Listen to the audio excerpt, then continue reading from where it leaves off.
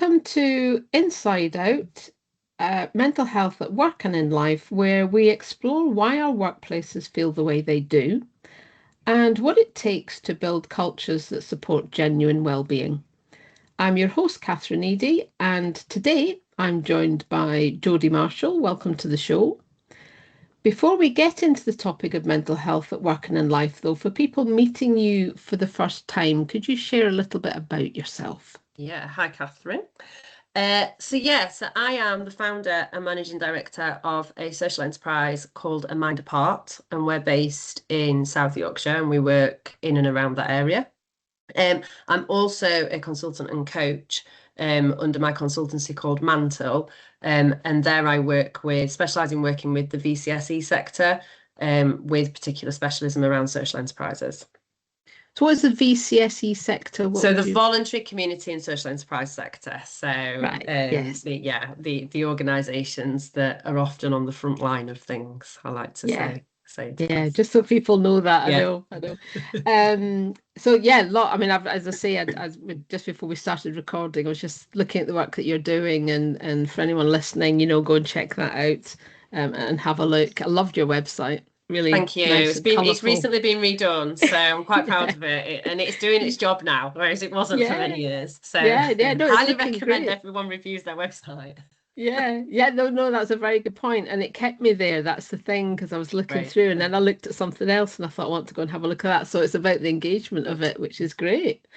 So thinking about you've been, again, we're just chatting kind of when you first started the business. So you've kind of been a social enterprise for a long time. So in terms of your reflections on when you're thinking about a mentally healthier workplace, what do you think it looks like in practice? Yeah, so I suppose as a leader myself, I've gone through a bit of a process with my team around this, and I was burnt out.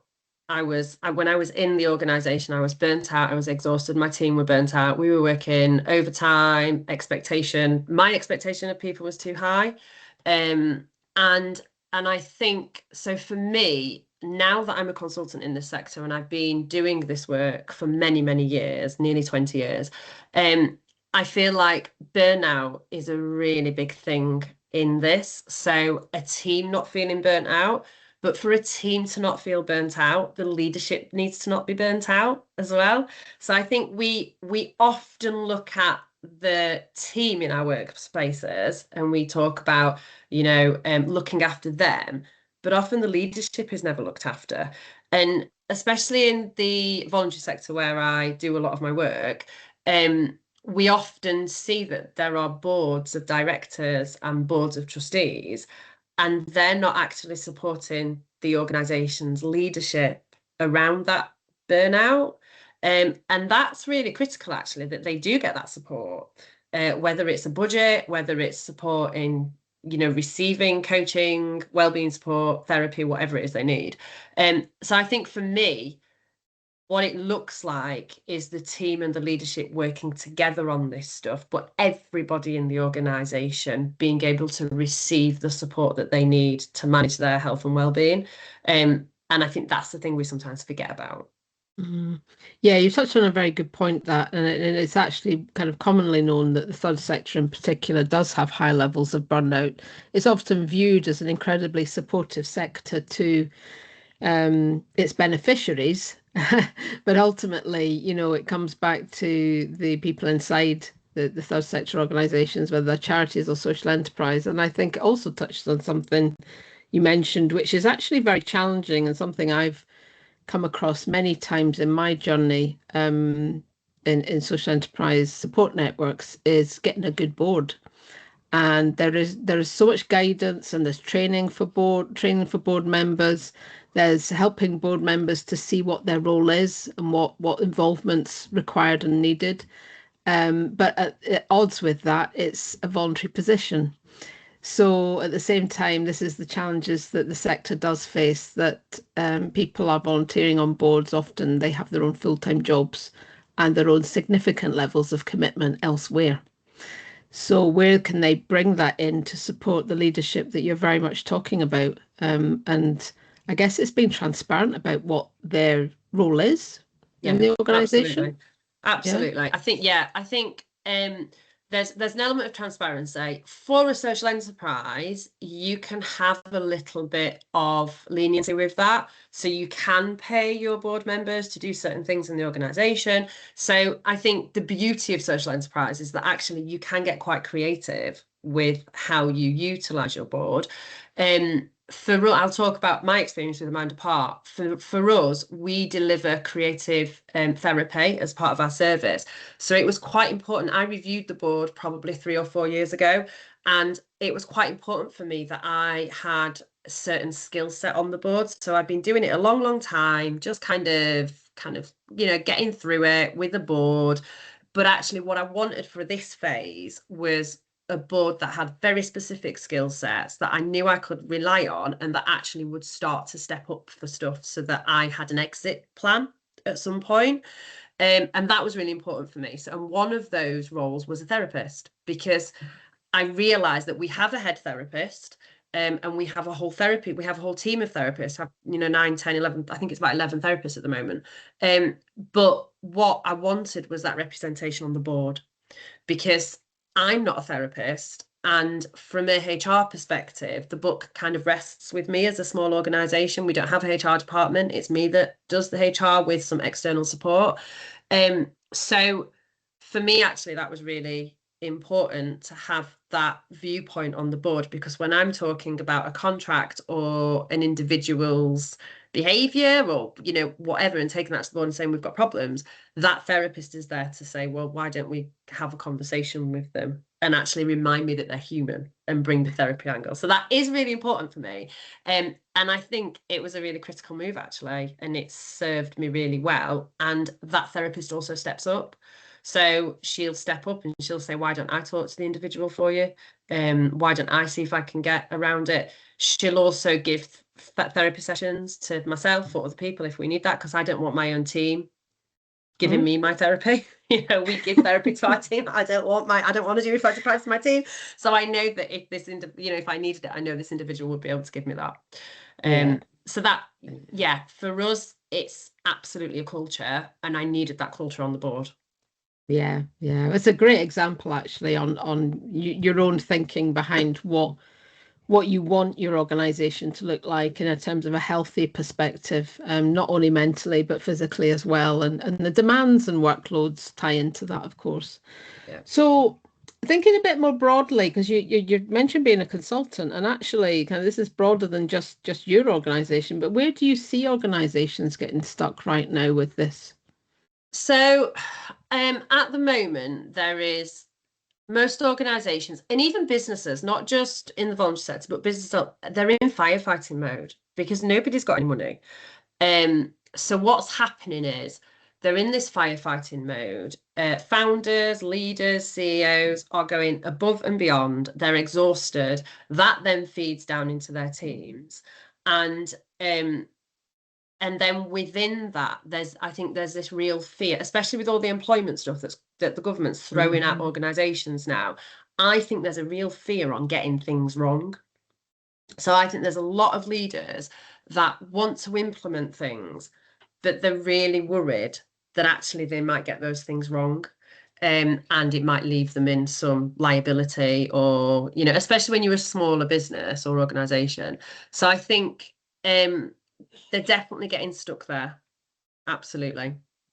And then I think the other side of this is mental health has never been kind of so talked about. It's like it has become a thing that is talked about. It is part of the Equality Act. So if you've got an individual that is, has got severe mental health problems, you can't just get rid of them because it's an equality issue. And we've just gone through this myself with an individual. 1 in 10 young people suffer with mental health and are getting referred. So that came out today, that statistic. Now, that takes you up to 25-year-olds. 25-year-olds are in the workplace. Okay, so a young person is up to 25. So they're in the workplace. So we're seeing this firsthand in the workplace. And for an employer that has been trundling along quite happily for a long time, maybe they're an older generation, that is really scary. in terms of, well, how do I deal with this? It's really scary. And also it's an area of the unknown. Like if you've never offered mental health support to your teams, or therapy to your teams, or whatever it is that they might need, reflective practice, whatever it is they might need, you've no idea that stuff is even out there sometimes, and that it can support. So I think that for me is also something that I'm seeing, and as I'm talking to leaders around Amanda Part's wellbeing support for businesses, I'm hearing that a lot. Yeah, so I'd say those areas. I think that's a really good point in terms of all the employment changes we're seeing, employment law changes.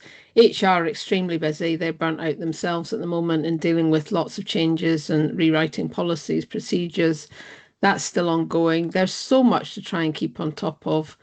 And I think the fear side is absolutely key as well. And also, I think it's the narrative around fear that we give out kind of across the media channels and then news media outlets and all the rest of it. It's very much based on fear and compliance, instead of a more probably better angle would be, okay, this is what you can do, a more proactive approach. So yeah, I completely get the whole kind of fear of things going wrong, and I think that's you're I mean, I see that myself. I think it's got quite a bit worse, that fear.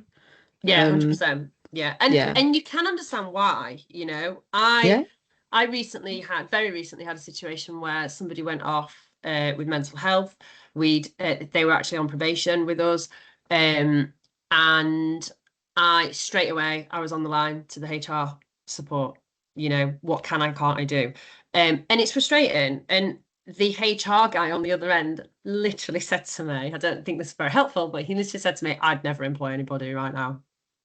It's horrific for employers. You can't do anything.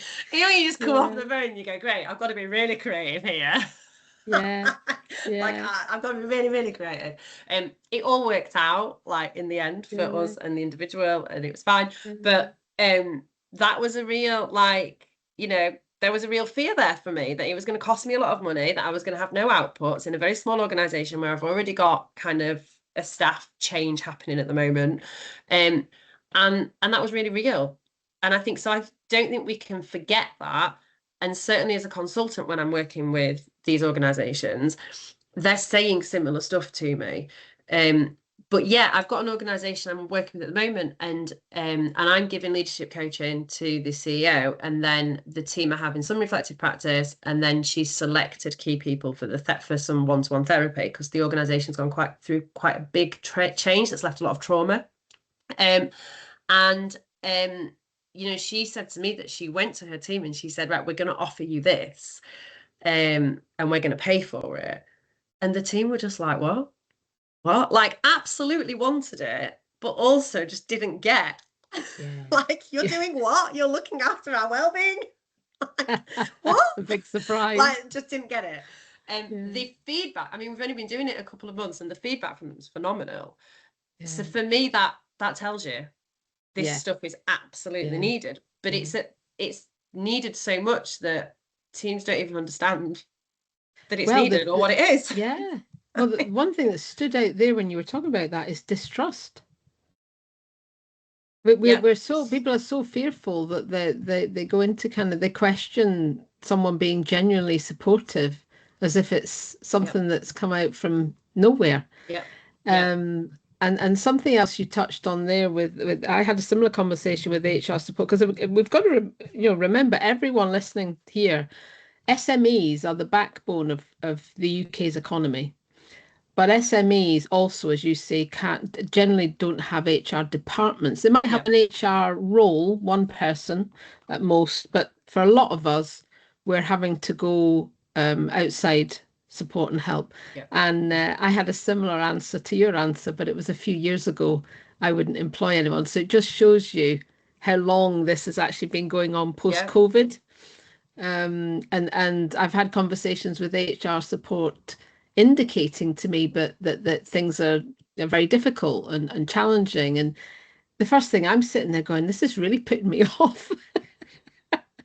This is Yeah. just putting me off from employment. So yeah, that I mean, no wonder people's mental health and well-being is like, oh my goodness, it really is driven by fear, fight or flight, trust. You just don't know what's going to happen.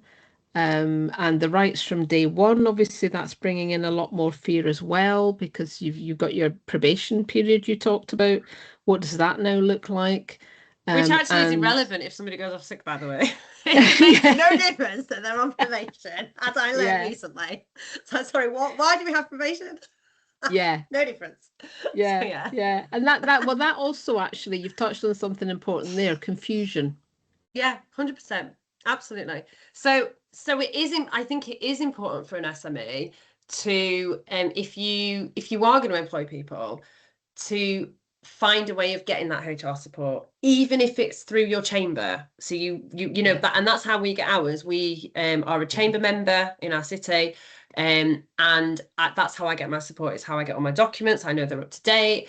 And then I do have somebody who is connected, a family member actually connected to our board, who then also double checks things if I need to. So they're a HR professional.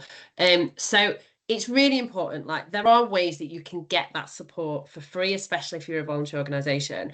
But if nothing else, like, pay for that HR support, find a yeah, way of getting it. You're yeah, probably not going to need it lots, but for me, it was really useful. I've used it for maternity. I've used it for this particular situation. And it was just yeah, really helpful for me to be able to pick up the phone and check my sense.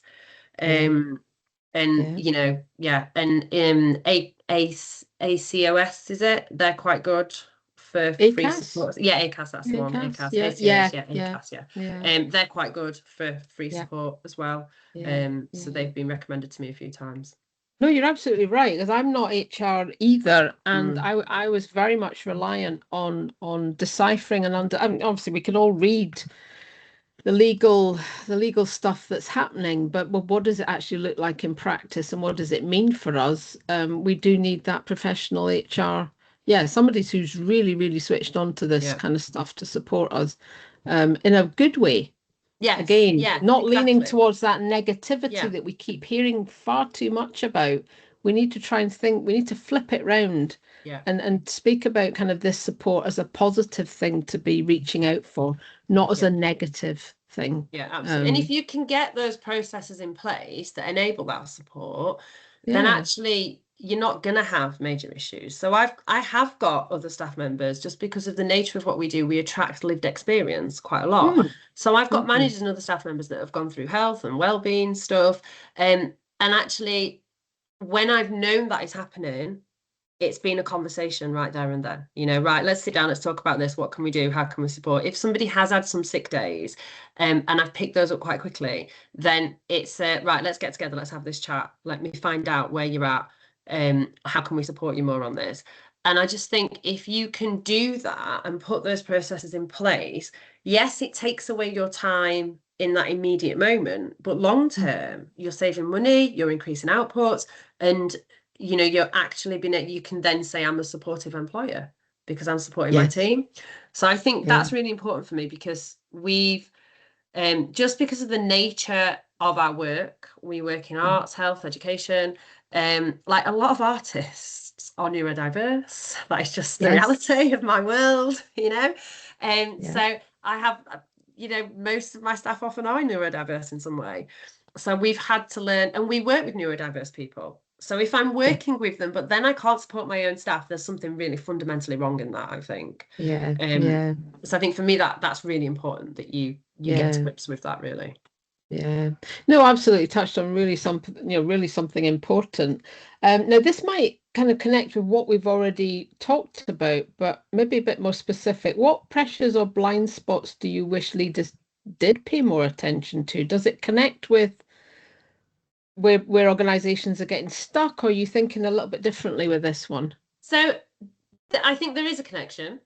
As a consultant, I've been thinking about this quite a lot recently. And as a consultant, what I see with my clients is that they are not very sustainable. So, big core part of my work is about sustainability and resilience.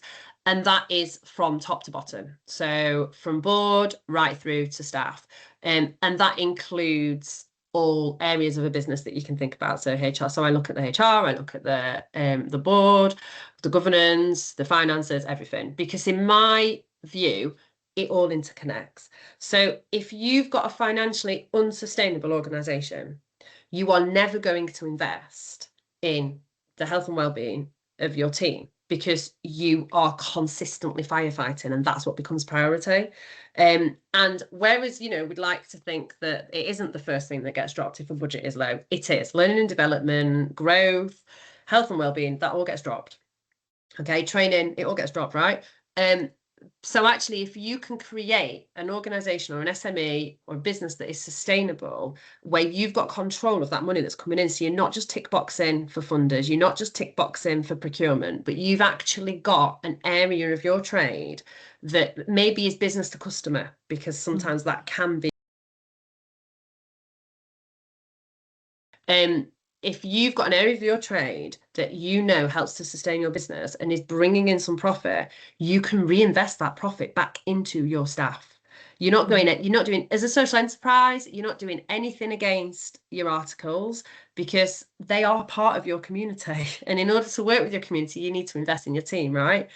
So I think for me, this is a real blind spot that and I spend a lot of time talking to my teams about this, about, okay, well, for you to feel like you're sustainable personally as a leader, for your team to feel like they're sustainable, you need to get on top of those financial sustainability.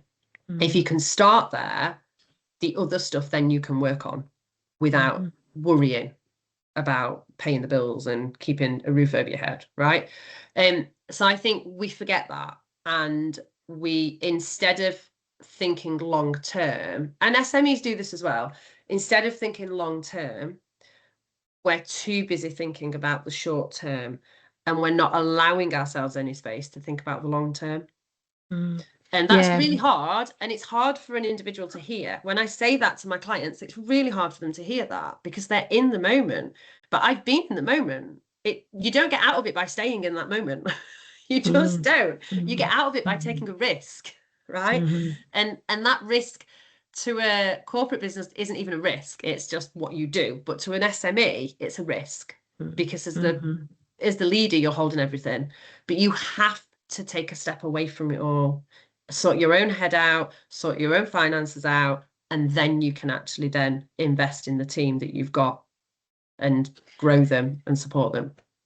Yeah, that's a really good point, actually, and it's something I've not chatted with very many people about that very topic of sustainability, and I think I've felt it with people we've worked with as well, and trying to get things delivered, and the uncertainty that of all the being B2B, particularly all the organisations and what they're having to deal with. And I think it reminds me actually as well that many SMEs, hospitality is an absolute classic example, that they open and close. 1 minute they're open, the next minute they've closed. They barely sustain themselves for maybe 8 to 12 months and they've closed. And I think from the other side, the SMEs in that position would say, well, how can we have sustainability in such a dynamic and uncertain world? And that's also a very good point as well. But maybe it's more about kind of the skills you bring into your organization that can help you with that uncertainty, and the fact that we don't live in a stable environment where just because you start a business you can then be sustainable. You've got to kind of work towards sustainability, haven't you? Yeah. But you're right. I've also seen where most organizations are not sustainable. They then can't invest in the things that matter, like health and well-being. Absolutely. And I think there's a lot to be said about putting some money aside when you are making that income to actually bring external people in, because I think you can get really stuck in the day-to-day stuff. And, you know, I felt this with my own organization. And it wasn't until I said, no, I'm not going to be operational anymore. I'm not teaching. I'm not going to be even in the office. You know, I go in one day a week just to see the staff and catch up. And it wasn't until I did that I was then able to remove myself from everything and then actually make the right decisions, because I was emotionally disconnected from it. So it's still my baby. Amanda Park will, like, it is my first baby. And I've got a 3-year-old and a dog, and Amanda Park is my first baby. There's no disputing that. But at some point, you have to let that baby grow. And you can't do that if you are firefighting constantly. So you have to find a way to step back. And one of the things, when I'm working with my clients around it, one of the things that I will ask them to get them through this and help them work it out, is what is not serving you now. So I get them to ask the question about themselves: what is not serving you? Because if something is not serving you or your organization, why are you doing it? Yeah. And for an impact-driven organization, that's a really hard question. For a non-impact organization, it's less hard, because, you know, it's easy. We'll get rid of it then, save me money. For an impact-driven organization, that's a really hard question, because we confuse as to what's more, we get confused about what's more important. Is it the finance, or is it the social impact, or is it the team, right? So you've got these 3 things that you're fighting constantly. And actually, I think there are moments in an impact-driven organization where you have to have a mission drift to the finance. Because if you can't grasp your profit, then you're not going to be here in 6 months. In this case, 6 months in most cases at the moment. That's what I'm seeing.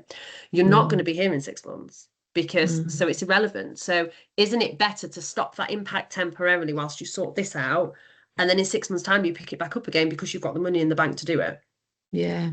And actually it helps the rest of your team as well, because they 100%. then start to get frightened about redundancies, about, you know, and then stress levels increase, and their mental health when is I've said ultimately... to my team, when we've had a service that's just been draining us, and, you know, we've not been able to find the funding, and I do this regularly with Amanda Park, probably every 6 months I review everything.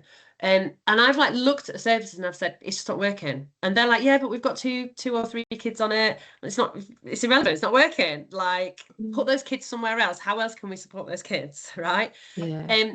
But when I've then dropped that service, the relief that you get and the re-energize that you get from your team, suddenly they've got all this energy to to pour into something else, and then this other thing that is making you money suddenly flourishes. So I think there's a real important need for organizations to do that, but I don't see many organizations doing it very often. And I know that because when I have the conversations with them, they're like shocked that I would even suggest it, you know, and it's a whole coaching process that I have to go through with them.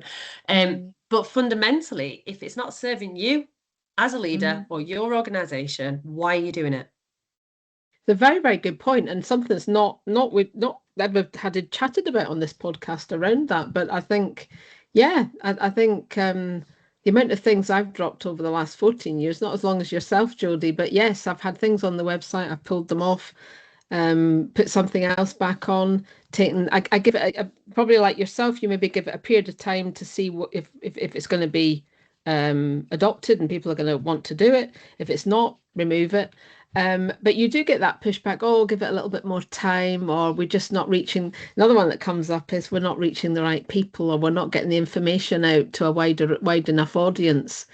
You're thinking, so there's a real risk of trying to keep something going because you think you're maybe marketing it wrong, or you're not. You're not. So and that's actually, come up for the me. truth is they've not spoken to anybody about it, and they've not done their market research on it. That's what happens, Kathy. So you're not doing proper business, and by not doing proper business, your team are suffering with their health and well-being. And that's what people don't connect. It's like, hang on a minute, you go and do your job as the business leader and do the research, do the market research, go and do, we've just launched Perspective, which is our kind of business well-being and therapy for businesses, basically. And it's taken me a year to launch it because I did the market research, and my team were like, come on, we've got to get it out. And I'm like, no, no, the branding's not ready. I've not got the market research properly. I've not upskilled myself on the knowledge well enough, which means I won't be able to sell it. Like, I went away and I did that work, Catherine, you know, and it wasn't until I was ready with that I said, right, now, guys, it's launched. And we launched it and we got our first customer within a couple of months. And that's pretty quick for a business pipeline, you know, for business to business. And I think, like, because I did the work. So that's the other thing. In you throwing all these ideas out there and not doing the right market research around them, not even speaking to your beneficiaries sometimes about whether they actually want it, all you're doing is putting more and more and more pressure onto your team. When actually, if you focused on the stuff that was working and focused on doing that really well and just being the best at doing that, then actually you could be thriving. And if anyone looks at my website, that might feel like a contradiction, but it's not. Because we've been going for nearly 20 years and we know what we're good at. You've got lots on there, but you're absolutely right. And there'll be it looks like there'll be connections between the things that you're doing as well. But sometimes you need to be performing arts and creativity. But sometimes it's being a bit more niche and not trying to be everything to everyone. Ultimately. Because that's where burnout and everything stems from. Absolutely. And workload and everything they're talking about. So how has your own experience shaped the way you think about mental health at work? I've lived it. I've lived through it. I've gone through it as a leader, and I've watched my team go through it, and then I've watched the detrimental impact that then has on my business from a kind of every position, really, financial, everything. Interestingly, the penny didn't fully drop for me until COVID happened. And I said to my team, we're stripping down, we're starting again, effectively. The business was in a very precarious position. We were looking at what our future was.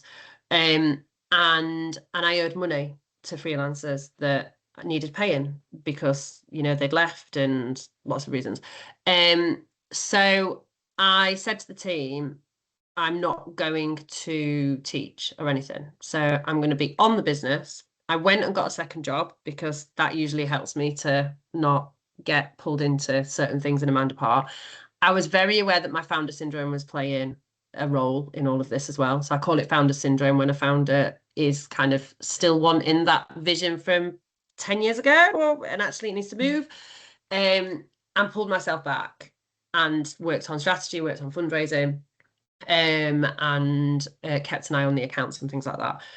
And that's how I now function in the business. So I work really closely with the team, but they do the day-to-day stuff. They do the client connections. They do the conversations with the customers and, the other organizations, etc.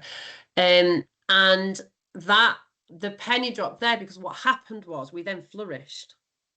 So we went from being in a mental breakdown as an organization to then actually flourishing. And, and I say that as a metaphor, but it's kind of not, because my team were, they were at the end of it. And we used COVID to really take a step back and rethink things. And then that, for me, was the moment when I was like, actually, these things are fundamentally connected. If I can't do business well, it will absolutely impact the health and well-being of my team. And because of what we do and who we work with, I need to make sure that my team can have the health and well-being support that they need. So we brought in our creative therapy 2 years before we were due to do it. So we were planning on doing it 2 years. 2020, we brought it in 2020. We were planning on bringing it in 2022 when my manager had trained as a drama therapist. We brought it in 2 years earlier, brought some external therapists in to work with us. And a big part of that was about releasing my team on some of that stuff. And interestingly, what happened with that is our safeguarding with young people, safeguarding issues with young people dropped from, I don't know, being like 90% to 0. We hardly had any safe. I think we had like 10 in a year, like major incidents, which is massive for the people, the young people we're working with. You'd expect something every day. So that dropped drastically. And my team had more energy. So in everything that we do, so my health and wellbeing manager now, who runs that area, she runs our therapy work, but her role is also to support the wider team. So if we have someone, if we have a staff member that's dealing with something mental health wise, she's the person that they'll go and talk to. They'll talk to me about contractual stuff, but she's the one that they go to, and she can give them therapy and support however they need that. And if she feels like they need referring, then we have that conversation. So that's how we now function. So it's embedded in our culture almost. So anyone that works with us knows that that's there, knows that they can talk to us about stuff. And we just have a very therapeutic and coaching culture in how we manage. And that, because of the nature of artists and people in our sector, that works really well. Because they're not very good at micromanagement anyway. They're not very good at kind of doing exactly what you want. So actually, by creating a caring management culture, which is kind of what I call it, actually what you're supporting them in a very different way, but you get more from them in that.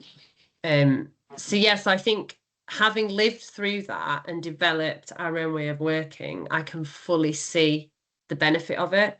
And we do things like I run a class. So I do run one class a week on a Wednesday, and it's show fitness, and that's a different business of mine, but it's basically musical theatre workouts.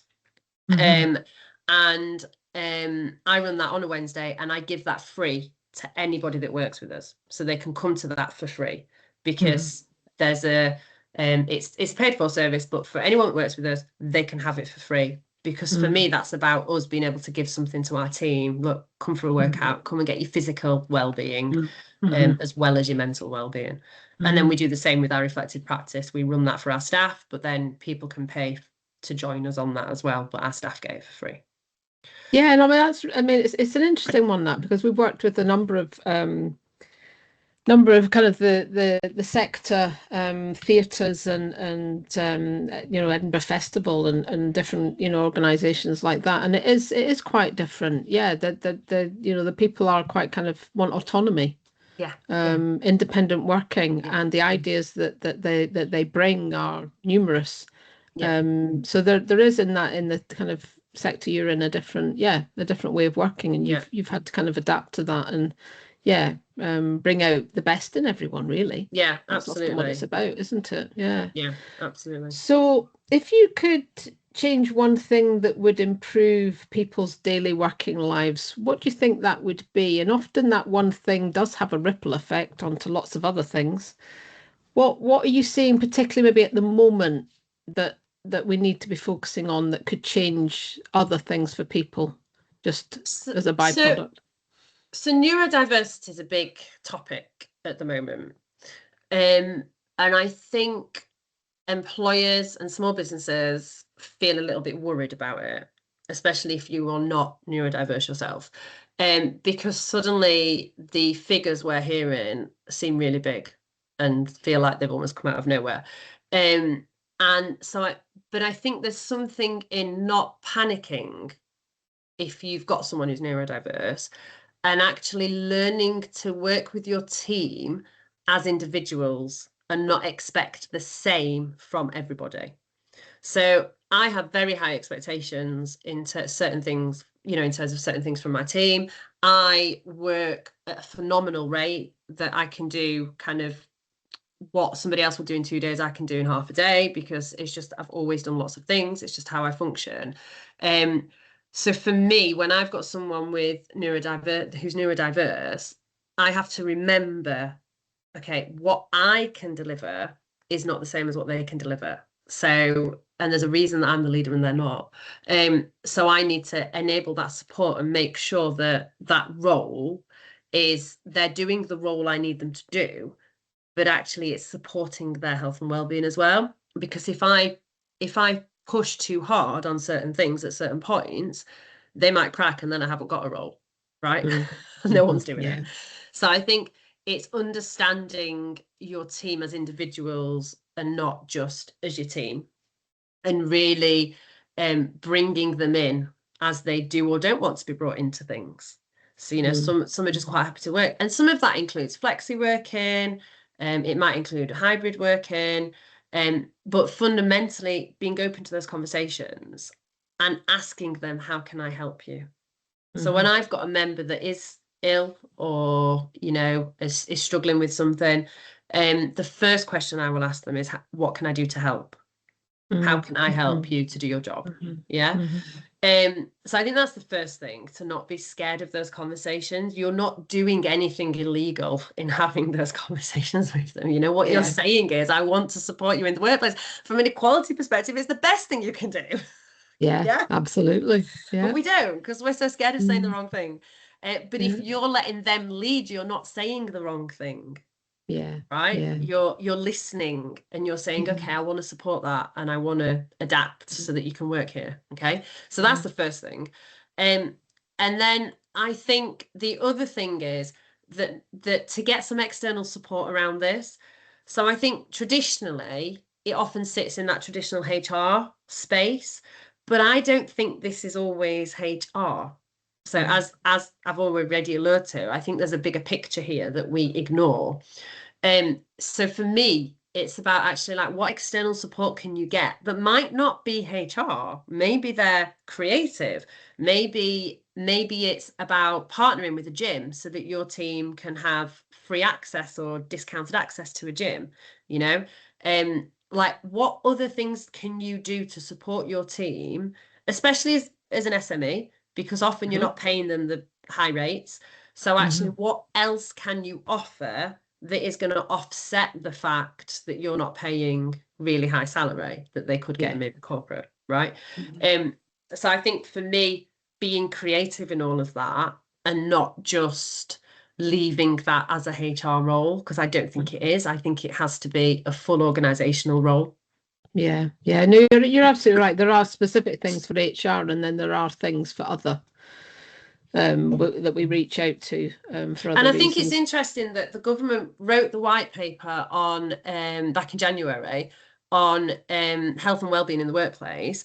And one of the things that they said really clearly from that is it is the responsibility of the worker as well as the employer. And I think that's really, so what are you doing as an employer to help your employees take responsibility on their own health and wellbeing in the workplace? Yeah, absolutely. And I've heard more and more about occupational health needs to be utilised a lot more as well. It's absolutely. that, you know, that's not being used anywhere near enough. And again, certain circumstances and instances relevant to that, but again, not always. It really is dependent.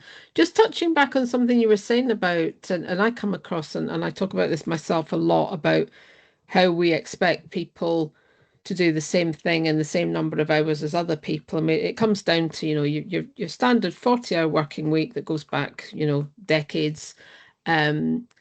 Each, you have 10 people and you want them all to do the same thing the same way in 40 hours. That's just not the reality, for all sorts of reasons, as you've mentioned. Whether it's neurodiversity, it touches on disability, which is a space I'm part of as well.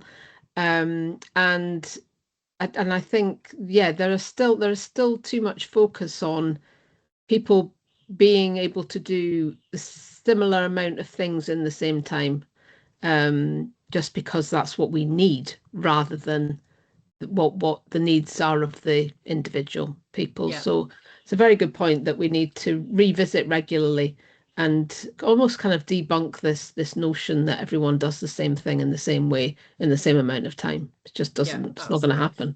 One of the first things I will ask when I bring somebody in is I will ask about their working pattern that they want. So there's certain things that I need from them. So if they're delivering, for example, if they're teaching or they're doing therapy, they have to work those hours, right? So I've had a situation recently with our maternity cover where we needed to sit down and review what she was doing and how she was doing it. And one of the ways that I supported with that was she has to travel in from Leeds to Sheffield every day when she comes in. So I gave her a period where I said, well, do you know what? You don't need to be in the office at the moment. So why don't you work from home on these days? And that will hopefully help the stuff that you've got going on. Yeah. So I think regularly communicating with your teams around that stuff and finding out you know, well, can you do that as a business? Some stuff I can't do, you know, Yeah. some things I can't, like, you know, there are some roles where I need them to work evenings because of the nature of what we do. Mm. But then there's other things that we can Yeah. do and we Yeah. can work on. So where we can, we do that.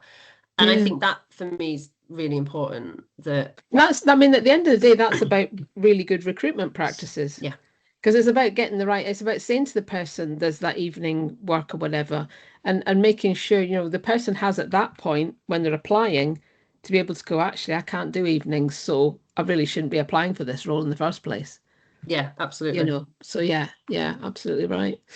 So finishing up, kind of what does kind of still give you hope right now? Um, so do you know what? The government white paper on health and wellbeing gives me some hope. If we're looking politically, it gives What's me what's hope. what's a couple of what's kind of a couple of things that stood out in that white paper for you? So, well, for me, the fact that it's even been talked about, it's Yeah, like, miracle. yeah, quite. It feels like the fact that we're, you know, I think about when I started Mind Apart 18 years ago, this stuff was not discussed at all. You know, nobody knew about it.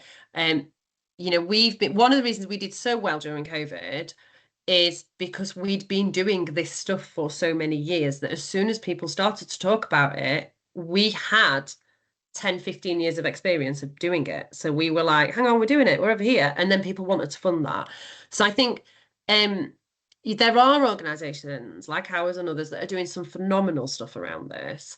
And they're really good examples for people to look at. So you know, if you want to bring this stuff into your business or organization, then actually going and looking at how somebody else does it is a really good way of learning, I think, and understanding what you can and can't do. Um, so that gives me hope that there are organizations doing this really, really well. And then with the white paper, it's, you know, the fact that if I'm honest, one of the hopeful things is the fact that the government acknowledge that health and wellbeing should not sit only on the employer, but it is also the responsibility of the employee. So we do a lot of work with the SPF funded work around the employment, putting people into employment. So what we're seeing there is a real heavy support around what the government and what the local authority are wanting to see is, are you offering support to get them into employment, but are you offering the wellbeing wraparound as well? And how are you offering that? And how are you getting them to think out of their own mental health? So I think that's really important because what the government's saying is if you're at home and you've got a mental health concern, you should still be able to go into work. And if you can't, then the employer needs to look at their practices to support you, but you have to be willing to go and apply for these roles.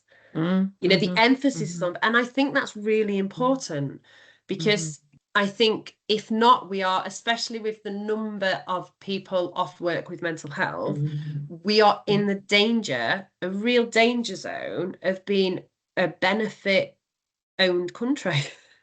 Yeah, yeah, Fundamentally, we don't want that from a tax perspective, from a business perspective, from a personal perspective. Like that's not going to do our economy any good, you know. So I think that for me, that is a really positive thing. There's a few positive things I can see from this government, but that is one of the positive things that I actually do think is really good. Perhaps the expectation about how quickly that is going to happen is unrealistic on their side. yeah, But there's a will there to try and yeah, support that disconnect, which is what we're seeing. So that does give me some hope. But what we need to see from the businesses is the willingness to work from the yeah, opposite way as well. yeah, and that's going to be interesting because what I am hearing as a result of all this going on is the underappreciation of its complexity. Yeah, absolutely. So yeah, it's going to be interesting. I think you're right. I think it's going to take a while.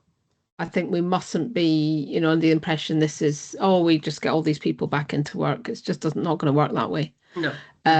So yeah, you wrap around giving people confidence. I think confidence and self-esteem is a really, really big issue, particularly for young people going into the workplace as well. Got a lot of work to do on confidence and self-esteem, on people, you know, feeling a sense of purpose. Yeah, absolutely. getting out of the bed in the morning Yeah. and saying, you know, I feel a sense of Yeah. purpose. I feel I want to Yeah. go and do this now. So And I yeah, think the reality around that, Catherine, is that those young people that are now coming into the workplace, if you sit and do the maths, they are the COVID teenagers. yes, So they're the ones that missed their GCSEs. yeah, That is absolutely fundamental to this. And nobody's talking about that. yeah, yeah. You know, To we're me, that's kind forgetting of it. where more apprenticeship programs need to come in Yeah. to catch up with the educational Yeah. piece But I of what they've also think missed. there needs to be more funding from government on a government level around supporting businesses to implement the health and wellbeing for this generation, because you know we can say things like, oh, they just need to book up, they're not, you know, they're a flaky generation, which are the things you hear, right? But the truth of it, the fact is that they are dealing with this. Whether you agree with mental health or not, the fact is that they're dealing with it, and it's not a HR problem, it's an equality problem. Okay. Yeah, Right. yeah, So if yeah, you are not finding a way to support them, you need to be having words with yourself, because if you, mental health sits under the Equality Act, it yeah, doesn't sit under any other act. Right. yeah, So actually, that becomes a legal requirement for you. And a lot of businesses, as we've already talked about, they don't understand how to do it, or they're scared of doing it. So the government needs to step up and support the SMEs to do that, because that's the yeah, only way it's going to happen. Because yeah, as an SME, it is simply just too hard for them to take somebody on like that yeah, in the first yeah, place. That's the yeah, reality yeah, for them, because it's yeah, too much hard work, right? It's, yeah, you know, I mean, I'm a woman that went through maternity, but it's the same with maternity. Maternity yeah, costs small business thousands. yes, And yeah, if that person doesn't come absolutely. back and you end up paying that accrued holiday, it costs you thousands of money. Yeah, yeah, which And you no one talks often, about yeah, it. yeah, yeah, no, you're absolutely right. Yeah. Well, that's been absolutely brilliant. Thank you very much. You've given us a lot to sit with and Thank think you. about. So, yeah, to everyone listening, look after yourselves, and we'll see you next time on Inside Out.